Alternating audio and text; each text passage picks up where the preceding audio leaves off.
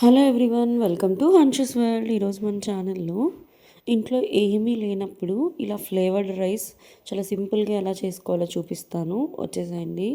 ముందుగా దీనికి మీరు బియ్యం అయితే ఎన్నైతే తీసుకుంటున్నారో అన్ని నీట్గా కడిగి వాష్ చేసుకోవాలి. నేను బాస్మతి గ్లాస్ 1.5 రైస్ అయితే తీసుకొని నీట్గా ఒక హాఫ్ అన్ అవర్ పాటు నానబెట్టేసుకున్నాను. ఇప్పుడు మనం కుక్కర్ తీసుకొని ఆ కుక్కర్లోకి 2 టేబుల్ స్పూన్స్ అయితే ఆయిల్ అయితే యాడ్ చేసేసుకున్నాను.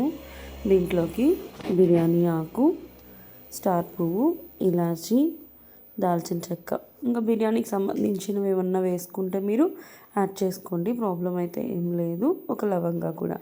తర్వాత ఉల్లిపాయలు వచ్చి నేను మీడియం సైజ్ 2 అయితే తీసుకున్నాను. మీడియం సైజ్ 2 ఉల్లిపాయలు. దాని తర్వాత అయితే కొంచెం సాల్ట్ అయితే యాడ్ చేసేసుకున్నాను అనమాట.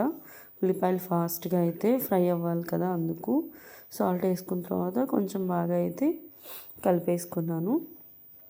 ఈలోపు దీంట్లోకి ఫ్లేవర్ కోసం పేస్ట్ అనమాట. ఇది కొత్తిమీర, పచ్చిమిర్చి 2 కలిపి మిక్సీ చేసేసి అయితే పక్కన పెట్టేసుకున్నాను. ఇది రైస్ కూడా చాలా టేస్ట్ ఉంటుంది. ఇప్పుడు దీంట్లోకి 2 టమోటాలు కూడా కట్ చేసి పక్కన పెట్టేసుకున్నాను. నెక్స్ట్ ఎగ్ యాడ్ చేసుకొని తింటే బాగుంటుంది. సో నేను బాయిల్డ్ ఎగ్స్ ఒక 3 తీసుకున్నాను. ఇప్పుడు దీంట్లోకి ఉల్లిపాయలు ఫ్రై అయిపోయాయి. మనం కట్ చేసి పెట్టుకున్న టమోటాస్ అనేది యాడ్ చేసుకొని అది కొంచెం బాగా అయితే ఫ్రై అవనిద్దాము. టమోటా కొంచెం ఫ్రై అయిన తర్వాత అల్లం వెల్లుల్లి పేస్ట్ 1 టేబుల్ స్పూన్ అయితే వేసాను. తర్వాత మనం ముందుగా రెడీ చేసి పెట్టుకున్న పేస్ట్ ఉంది కదా, అది కూడా వేసేసుకొని పచ్చివాసన పోయేంత వరకు అయితే బాగా అయితే మనము ఫ్రై చేసుకోవాలి. ఆ పేస్ట్ వాసన అంతా పోయేదాకైతే మంచిగా అయితే ఫ్రై చేసుకోవాలండి.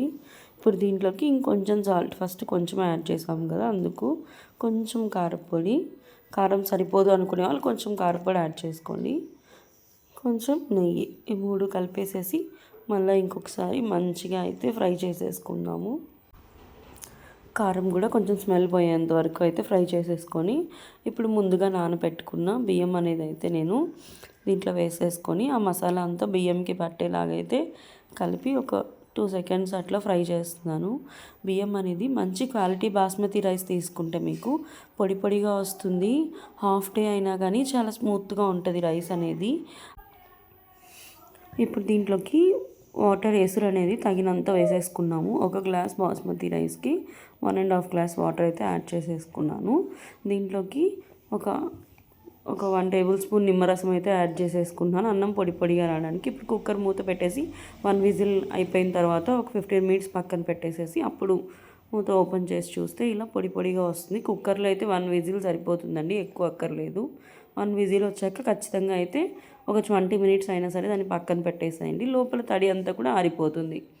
అంతే అండి, చాలా సింపుల్గా ఉండే ఫ్లేవర్డ్ రైస్ అయితే రెడీ అయిపోయింది. ఇంట్లో ఏమీ లేనప్పుడు ఇలా పచ్చిమిర్చి, కొత్తిమీర ఇలా పేస్ట్ వేసేసి ఇలా టమోటా రైస్ టైప్లో చేసేసుకుంటే బాగుంటుంది అనమాట.